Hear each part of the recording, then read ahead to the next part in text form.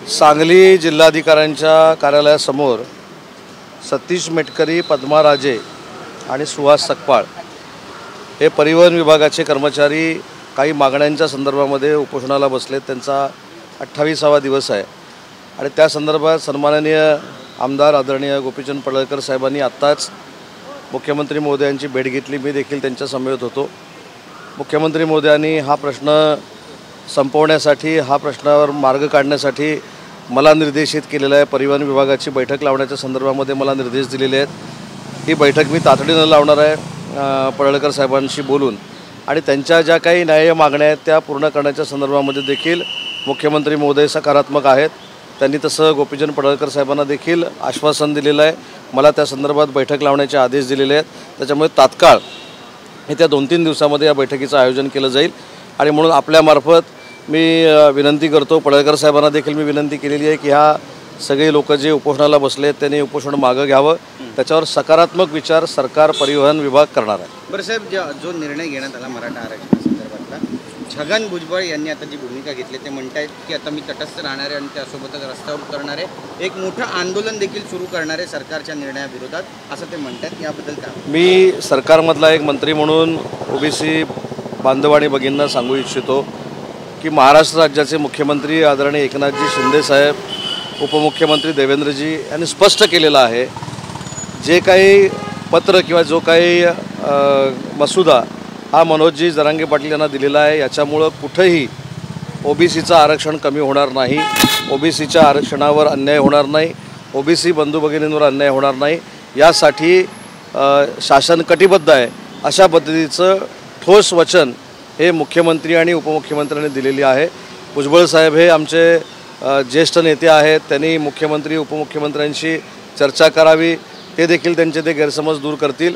पण मी शासनाचा प्रतिनिधी म्हणून, मंत्री म्हणून ठामपणाने सांगेन की या निर्णयामुळं कुठेही ओबीसी समाजाचं आरक्षण कमी होणार नाही, हे स्वतः मुख्यमंत्री, उपमुख्यमंत्री आणि सरकारची जबाबदारी आहे। सगळे सोयऱ्यांची जी अधिसूचना तीच रद्द करा, कुणबी नोंदी रद्द करा, तसे शिंदे समिती आणि मागासवर्गीय आयोगामध्ये नियुक्त सगळे सोयऱ्यांच्या बाबतीमध्ये जो काही गैरसमज झालेला आहे तो मला असं वाटतं की बसून समजून घेण्याची आवश्यकता आहे, गैरसमज दूर करण्याची आवश्यकता आहे।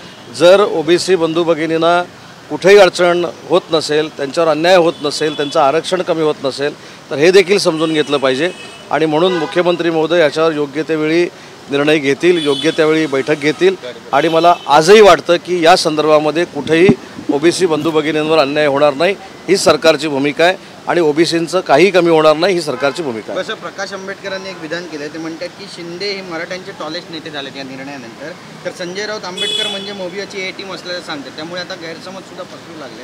नाही, मला असं वाटतं की मला प्रकाशजींना देखील एक विनंती करायची आहे की ते सिनियर आहेत, समाजाचं नेतृत्व ते करतात, त्यांनी मुख्यमंत्र्यांची, उपमुख्यमंत्र्यांची सविस्तर चर्चा केली पाहिजे। जर गैरसमज झाला असेल तो दूर केला पाहिजे। पण मी ठामपणानं सांगतो पुन्हा एकदा की ओबीसी आरक्षणाला धक्का जरासुद्धा हे लागणार नाही। पण राऊत म्हणतात की आंबेडकर हे आमचे, राऊतांचं सोडावं, मी सरकारचं मंत्री म्हणून सांगतो। राऊत काय म्हणतं त्याला महत्त्व नाही, सरकार काय म्हणतं याला महत्त्व आहे। बरं, ईडी चौकशी रवींद्र वायकर यांची तिसऱ्यांदा समन्स दिले, आज सुद्धा त्यांना बोलवण्यात आलं आहे। या संदर्भामध्ये मला असं वाटतं की यंत्रणा कामकाज करते, यंत्रणा निर्णय घेते, त्या यंत्रणेच्या कामकाजावर मी बोलणं योग्य नाही। मुख्यमंत्र्यांवर टीका केली राऊतांनी, बंधू असं म्हणतात। मला असं वाटतं की तुम्ही एवढं सगळं त्यांचं मनावर घेऊ नका। महाराष्ट्र त्यांचं मनावर घेत नाही, महाराष्ट्रातली जनता त्यांचं मनावर घेत नाही। नितीश कुमार फुटले हे त्यांनी अभ्यास करावा, पश्चिम बंगालमध्ये काय झालं हे त्यांनी अभ्यास करावा, केजरीवाल काय म्हणतात हे त्यांनी अभ्यास करावा, आणि स्वतःच्या अस्तित्वाचा त्यांनी अभ्यास करावा। दुसऱ्यावर टीका टिप्पणी करून TRP मिळवण्यापेक्षा आज मुख्यमंत्री महोदय सगळ्याच जाती धर्मांना, समाजाला घेऊन बरोबर काम करतायत, याचा अभिमान आम्हाला सगळ्यांना आहे। ईव्हीएम मशीन जर काढलं तर भाजपा पक्ष हा ग्रामपंचायतीची निवडणूक जिंकू शकत नाही, संजय राऊत असं कोण म्हणाले?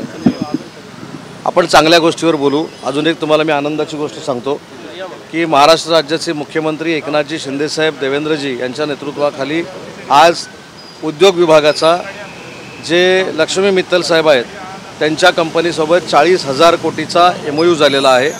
त्याच्यामधनं 20,000 रोजगार निर्मिती होणार आहे, आणि आमचा प्रयत्न आहे की हा प्रकल्प 2 ठिकाणी होण्याची शक्यता आहे। म्हणजे दोन ठिकाणच्या जागा त्या बघतायत, एक म्हणजे कोकणातली जागा बघतायत आणि दुसरी म्हणजे रत्नागिरी सिंधुदुर्गातली जागा बघतायत आणि दुसरी ते गडचिरोलीमधली जागा बघतायत.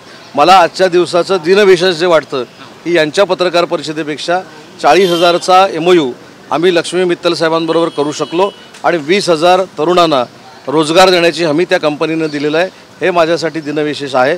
सकाळची पत्रकार परिषद हे आमच्यासाठी दिनविशेष नसते. प्रभू श्रीरामाचं दर्शन घेण्यासाठी कधी जाणार आहे सगळं मंत्रिमंडळ? मुख्यमंत्री महोदय ज्या दिवशी ठरवतील त्या दिवशी.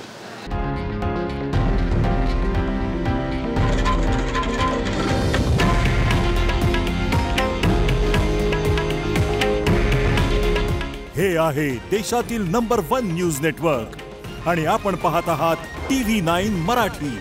काळजी तुमची, हित महाराष्ट्राचं.